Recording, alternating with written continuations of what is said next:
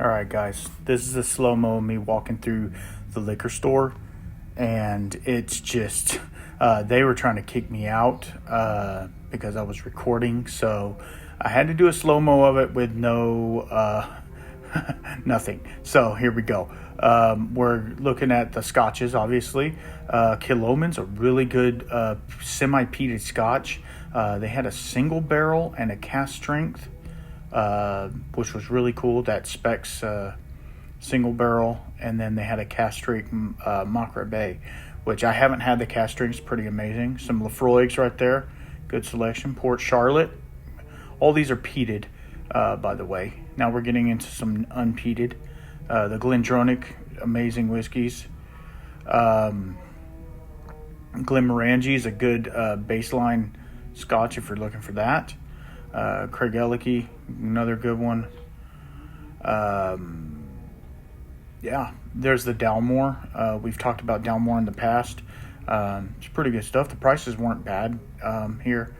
Glenfiddich 14, Glenfiddich 15. Spey River is one of their house brands. Glen Ellicky, good stuff. It's a Highland or a Speyside, one of the two. It's pretty good stuff. Jura, and then obviously your Glenlivets, the different types.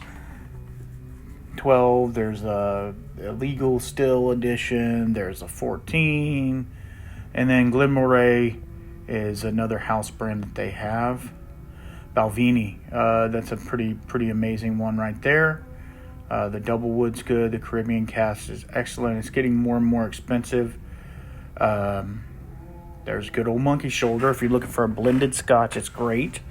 What else? They have like soda waters and weird stuff. And this is a French whiskey, which I thought was pretty cool. I almost picked it up, but it was a little pricey for me not ever having it before. All right, so now we're going to walk around to the bourbon. Obviously, there you see the Jim Beam cases right there. They had some different stuff. Obviously, Jack Daniels. They had the McLaren edition. They had Long Branch, if you're looking for something a little bit charcoal filtered. Rare Breed is also always amazing. Wild Turkey 101 is one of my go-tos. They did have a single barrel strength Jack Daniels, which is pretty cool. You don't see that a whole lot. Russell's single barrel pick. If you can ever find those are always amazing. So look out for those. And that was a good price, $61, not bad for a single barrel pick. They had some Larceny, not anything too great. They didn't have a super high selection. Maker's Mark French Oak, the 46 cask strength, amazing whiskey. Anytime you can find one of these private selections, they're always going to be good. That was double sevens. The small batch select Four Roses, again, amazing. Four Roses single barrel, good one. That's just the 100 proof. They do have a single barrel strength as well. Some Jim Beam, Devil's Cut, Woodford, Uncle Nearest, Old Forester. I was looking for the 1924. They didn't have it. The Michter's Blended American. That, if you like vanilla ice cream, that's what it tastes like. It's good stuff. We keep going. They had a bunch of Benchmark down at the bottom. If you're into Benchmark, it's pretty good. The full proof's real nice. Let's see what else we got. We got a little bit of Hirsch right there. Some Westland. Some Stellum. A lot of these, the Peerless Double Oaked, pretty good. It was a little pricey. I almost picked it up, but it was a little pricey for me. You know, I haven't worked in a minute, so I can't be just... All right, now we're on to Texas. There's the Garrison Single Barrel and the Honeydew. Obviously, those are pretty expensive. The Balcones Pot Still, that's a pretty amazing pot still bourbon. The Ghost Hill and the Red Handed from Treaty Oak. Rebecca Creek. Some Baby Blue...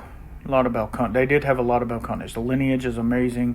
The Mirador right there in the middle that's kind of turned, that one's really good. If you're into single malts. The TX, this one's finished in Tawny Port. I have the port cast finished. The other port cast, I don't remember what it was. Still Austin Single Barrel. Awesome cask strength single barrel. you find those, pick those up too, because they're pretty good. Some Woodinville. I don't know why that's on this side. Then some Blacklands, which is like a flavored whiskey. That might be their rye. There's Unbent, Devil's River, Oak and Eden. All of these are supposed Texas brands. Nine Banded. We've talked about Nine Banded in the past. And then here's America. Sorry, I thought I was recording the actual picture. America Texas Straight Bourbon Whiskey. If you look right there, it says Aged American Oak, produced and bottled by famous brands Houston. That does not mean distilled at. That's the kind of stuff I was trying to talk to y'all about. All right, later.